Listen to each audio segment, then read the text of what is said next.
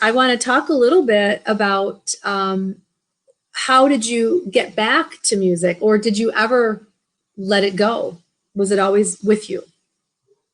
Great. I think it's always been with me as a hobby, but more so just something I enjoyed to listen to.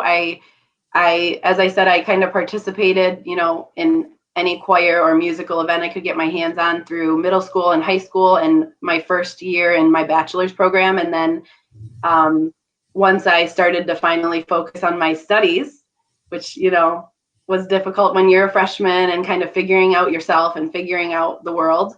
Once I finally focused on my studies, I kind of lost, my music a little bit. And I moved to a few places and I taught overseas, and I moved to Atlanta to teach. And that's where I connected actually with somebody from our hometown, Saginaw, who's a producer in Atlanta.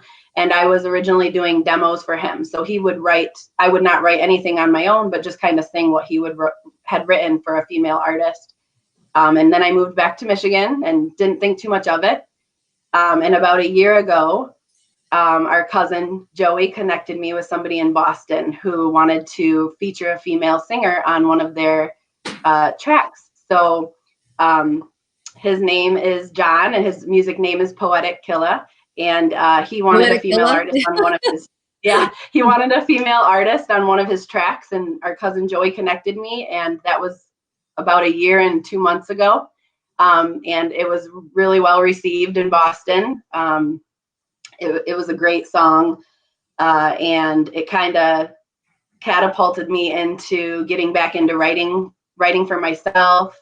I put out my first album last March. That was an independent album by myself. And then since then, I've put out 2 more. So I think it was just kind of the inspiration I needed to kick myself into gear.